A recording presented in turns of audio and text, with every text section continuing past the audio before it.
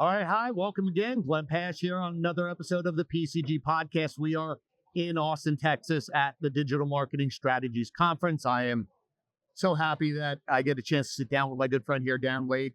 So Darren, we were talking to a few people today about conferences. We have always been a good, big, huge supporter of our conferences, but Digital Marketing Strategies Conference. Why do you come to this? Why should dealers come to this? What's different about this? And from a content standpoint, networking, what do you get out of it? Well, I think number one is I remember I met your company, almost 30 years ago. And it was at a conference where a lot of the vendors didn't really understand what it is that their product that they sold and how it helped dealers. Right. And I saw so many people. So I was asked to speak on how to build business development centers, and met your brother who was in the room right next to me, who was talking about, he was one of the first vendors that I really saw the difference between a partner and just a vendor. Right. And so, I can use some of the other conferences that are out there, which it seems like a sales pitch. It seems like a boondoggle. These are expensive to take your people away from the store, right? To get them some education. So the thing that I like best about the Digital Marketing Strategies Conference is that you seem to funnel out the sales side, and it's more about, let's get in there, let's roll our sleeves up, and let's find out what are the pain points, and then having this open collaboration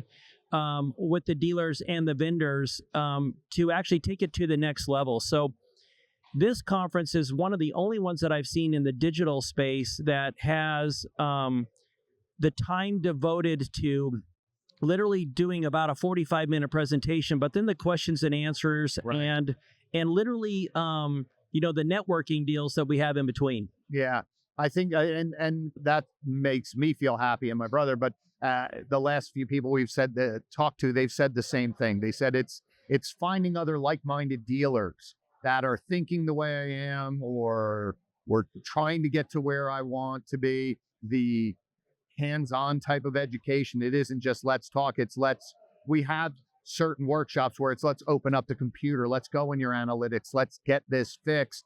I think that's a tactical way that we look at it, that a lot of people really do like coming to this, because also the quality of the content is maybe a little more advanced, but not so overwhelming that you walk away more confused. Well, it is, because you guys bring the vendors that are not just in that space with a lot of relative dealers that are out there, but the people that are representing those vendors are usually VPs or the presidents or the CEOs, or they're high-level executives that don't just know their stuff, but they can actually make decisions when you're talking from a dealer standpoint, rather than a kind of a wet behind the ears first person that was just hired for the vendor. Right. I'm a salesperson versus, and that is why a lot of the vendors are bringing their owners or top people, because I think that networking, you want to, as a dealer, I would assume, want to meet the people behind the product. And when you're talking to someone who is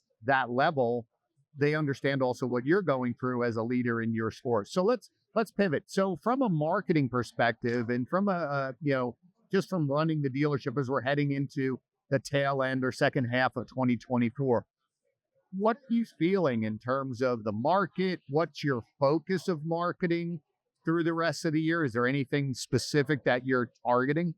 We feel like at Rich Ford, we've been a 63-year-old dealership. In the 7 major media, if you're kind of a legacy type dealer that we are, you're always going for number one share of voice. Right. And in the digital space, it's almost impossible to do that, because you can only run so many radio ads or so many television ads in a 24-hour space. In the digital space, it's endless.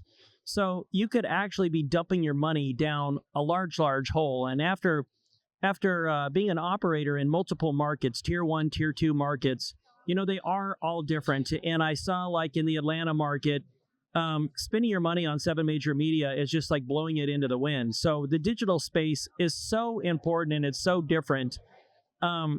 But we use a blend in our area, because we do have number one share of voice in some of these areas that we don't want to give up. Like, I can literally do a radio ad. I do radio Tuesday, Wednesday, Thursday, and Friday, every single week, different stations. And I'll literally switch it up. Like, if you come in this weekend, we'll give you an extra $500 if you heard it on this radio station. And sure enough, 15 minutes from there, I'll have somebody that'll walk in. So even though you can't track and measure it kind of like that you can the digital side, you can still see that some of that stuff works. So we're trying to keep our media spend what it's been for this entire time. But now what we're concentrating on is really the marketing waste.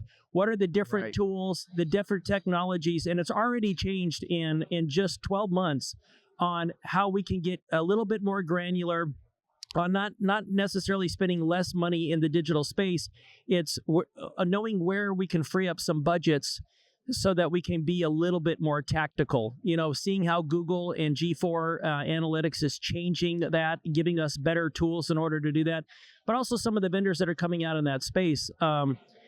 We walk into this event every single year. I am a GM and a president, so my egos is big enough that I walk in and I think we do a really, really good job. And man, in some spaces, I really feel like that we could teach this. And in 45 minutes at this conference, I realized how stupid I am that what we think we're doing well at, we don't. So for us, it's when you're green, you grow. When you're ripe, you rot. We always want to stay green. I love that. And I think that's really smart, because the one thing I'm taking away, and I'm sitting in the audience and going through some of my clients' dashboards who I consult for, we don't do the digital side, and said, well, what would I be seeing? And I'm learning and I'm watching, and I agree with you. I think I was just speaking to a dealer, and he said, my focus is what I have to measure, going back and looking and saying, what are the KPIs for tracking? Just because we can track a lot, should we, or do I need to do that right now? Or should I just lock these down first? As you're saying, is moving money, not cutting money necessarily, not adding money for the sake of adding money, but now strategically going, well, if I move a little over here, I'm going to get a little more, and incrementally making everything more efficient. I think that's a really smart. Yeah, I think what we're taking away from this, my marketing director and myself, is going back and really leaning into engagement. It's not the clicks, it's how engaged were the clicks that we had. And that's really where I think that efficiency is going to come down to in the second half of the year. We talked about COVID a ton. I think all the business development centers, I've still seen about 50% of dealers believe in them, 50% don't. They both have good cases. I personally will not run a store without a business development center, because then I don't have to guess. I know exactly how many clicks we had. I know how many appointments we set in every different channel that we do, how many confirmations, how many shows, how many sold, so I can direct those marketing dollars to where they need to go. But I will say this, is that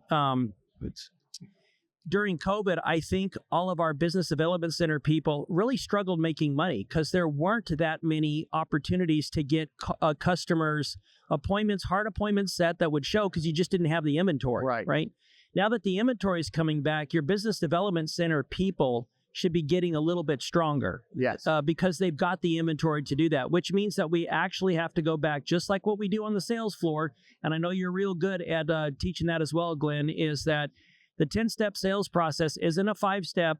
It's still a 10-step sales process. And the challenge that we have with our younger folks today is they're always trying to find a better way to do it, when we really should just get back to the basics. And it's the same thing even in our digital space. No, I agree. And I think that's a great way to wrap up. I agree. I think that it's focusing on the engagement, and it's getting your team to focus on having a conversation. And that's what I've been sort of preaching for the last year or so, is it's not about the email you send. It's not about the text. It's not the phone call. That's all part of it, but that's a way to have a conversation. So if I start thinking about how many conversations did I have today, good conversations, the appointments will take care of themselves, because most stores don't have a problem once they talk to somebody. Their frustration is, why am I not talking to more people?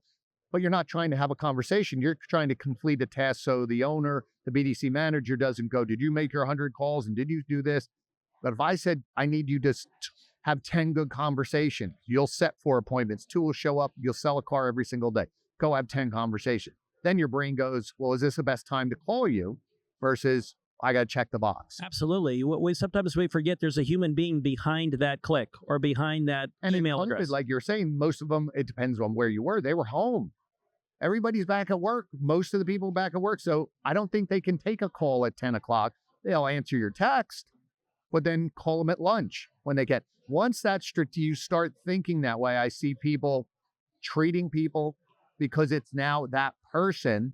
I'm not working off a task list. I'm going, okay, Darren, let me see what did I do? Where was this? Okay, let me send an email. Let me send a text. It's 10 o'clock. I got to remember, I'm going to call you back at lunch. All of a sudden it's you to get you information so that you talk to me. That's the game versus I'm just running off my task list, email, I don't even know who you are. I'm just going to click. And then we get frustrated why we don't have appointments. So again, well said. Thank you so much. I appreciate your time. We will be back here at DMSC for another episode. So thanks for watching.